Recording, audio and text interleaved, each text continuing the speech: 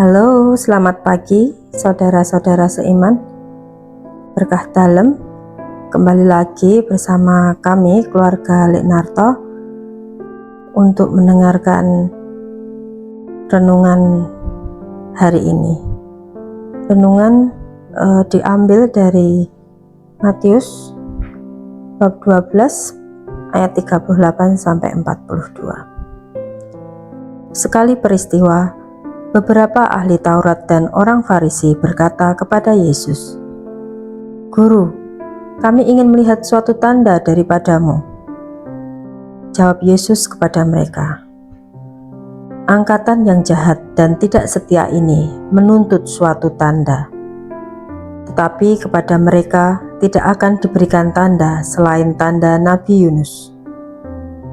Sebab seperti Yunus tinggal di dalam perut ikan 3 hari 3 malam, demikian pula Anak Manusia akan tinggal di dalam rahim bumi 3 hari 3 malam. Pada waktu penghakiman orang-orang Niniwe akan bangkit bersama angkatan ini dan menghukumnya juga. Sebab orang-orang Niniwe bertobat setelah mendengar pemberitaan Yunus. Dan sungguh, yang ada di sini lebih daripada Yunus." Pada waktu penghakiman, ratu dari selatan itu akan bangkit bersama angkatan ini, dan ia akan menghukumnya juga. Sebab ratu itu datang dari ujung bumi untuk mendengar hikmat Salomo, dan sungguh, yang ada di sini lebih daripada Salomo. Demikianlah sabda Tuhan. Terpujilah Kristus.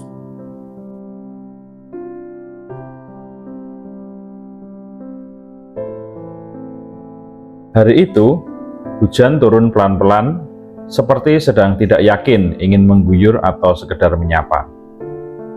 Kampung Sukodadi terlihat lebih tenang dari biasanya.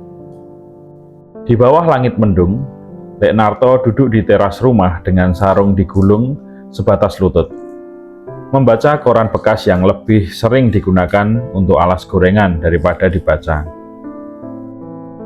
Tole pulang dari kota dengan jaket masih basah. Ia menaruh tasnya dan langsung duduk di sebelah Leknarto. Wajahnya seperti seseorang yang baru saja menelan pertanyaan besar.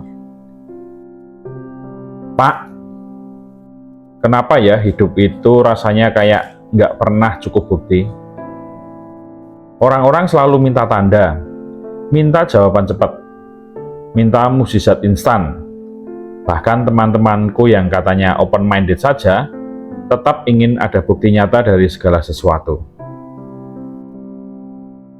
Leknarto melipat koran, meletakkannya di pangkuan dan berkata pelan,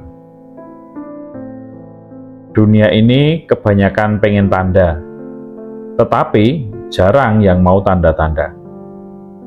Pengen sesuatu yang langsung, instan, koyo kopi saset. Padahal, Gusti, kalau ngasih tanda, itu lewat proses panjang, lewat hidup, lewat hati yang mengendap." Tole kembali meneruskan, "Tapi Pak, memangnya salah kalau kita minta tanda dari Tuhan? Kan kita manusia, butuh keyakinan." Leknarto mengangguk lalu memandang ke langit. "Ya ngono, tapi coba renung nole. Dalam Injil Matius 12 ayat 38 sampai dengan 42, wong-wong Farisi nuntut tanda dari Yesus. Padahal Yesus sudah bikin mukjizat di mana-mana. Menyembuhkan orang sakit sudah, mengusir roh jahat sudah, bikin orang lumpuh menjadi jalan juga sudah.